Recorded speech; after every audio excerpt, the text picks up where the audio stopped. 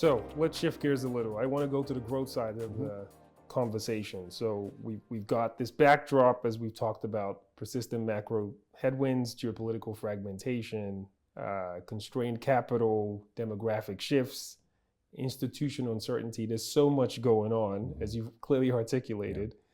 How should business leaders think about growth now in this new world, across regions, across markets? Are we even defining growth in the right way in this new environment? What does that look like from your perspective? I think if you just look at growth, so if you say, okay, I only care about growth in the world, growth in this particular region or that other region, to be honest, and surprisingly, things are quite stable. So if you just look at the headline number, growth is quite stable. Again, there's an element of resilience in the world economy, the way we do business. And we all get a headache, we all need to work harder, but at the end we figure out how to keep going. And if you might be a business which is subject to tariffs, to uncertainty, but you sort of figure it out because we can survive. So if you just look at growth, there's a lot of persistence. The regions that were doing well are still doing well.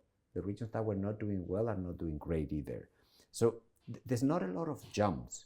Now, I do think that our environment is not conducive to growth. So we're drifting towards a lower growth rate overall without thinking about a particular country. So I don't think that's good news about growth, but it's not the end of the world either. So I don't want people either, because I also see that reaction. We all have it, panic. This is the end of the world. We're not going to grow. Let's think about crisis. That's not the way I want people to think about. I think it's more about adapting to all these changes and staying agile, as we said earlier. But don't panic too much about growth per se. Because we've seen resilience after the global financial crisis, we've seen resilience after COVID, we've seen resilience as we speak. So that, again, I'm more optimistic than all the other things that we said a second ago, because I think we find ways to survive despite all the uncertainty and all the changes that are happening. So maybe before we round off, I want to touch on what good looks like. You've obviously studied economic development pathways for decades, hundreds of years. And when you start to juxtapose that, what good looks like, what are some of the lessons that leaders, both political and corporate leaders, can learn from success stories that have seen that transformation? 30 years ago, China wasn't where it is today, right? Singapore is another great story in terms of their economic transformation. What have you seen? I think it's a combination of many things. I think one, I'll just put them in random order. One is obviously put your resources where they have to be. For countries, investing versus consumption, investing gives you a lot of growth. Consumption doesn't give you much growth. And it gives you some market in the short term, but it doesn't give you growth. Don't eat your seed, basically. Don't eat your seed. Same about innovation, right? You need to keep reinventing yourself if you want to be richer in the future. That's true for a corporation, that's true for a country. But then there's all these other things which are maybe more about the institutional environment in which you operate, which is make sure that you have rules and governance that bring everyone on board.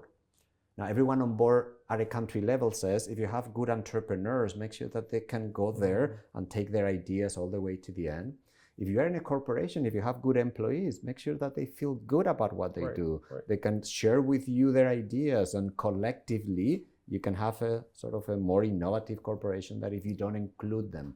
So inclusion works at a country level, it works at the corporate level, and that's more about the institutions, but inclusion requires transparency. And transparency in a corporation, transparency in a government.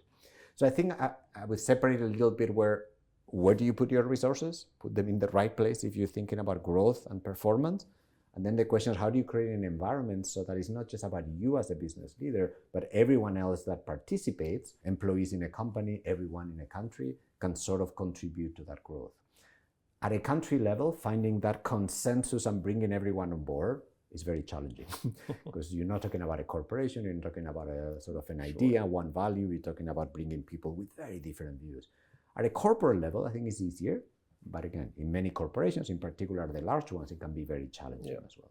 It's very interesting because you're still going back to leadership, and that's what I find really fascinating. You talk about collaboration, inclusion, et cetera. These are all things that good leadership embodies and manages and fosters, because as we see more of a breakdown in collaboration in society, we need to be even more conscious of preserving that internally within our walls. So I think that's super fascinating. And maybe we can finish off on bringing it back to the individual business leader level, navigating transformation in this uncertain world, all the challenges that we've discussed, and we've obviously said it's not doom and gloom. There are opportunities, and it's about being agile, being responsive. Can you tell me maybe just 3 powerful tools, capabilities that you think leaders need to have or draw on to maintain sustainable change? Yeah, I mean, I'll give you 3. I can give you many more, but as for 3, the idea of flexibility and agility.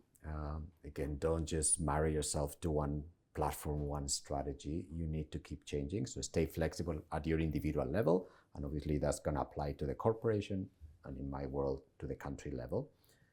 Keep learning, because to stay flexible, again, you need to know where you go every 3 months, every year, because things are going to change. And be open to others' ideas. Don't think you know everything. None of us know everything. There's lots of things that are moving. We need to keep learning as much as we can.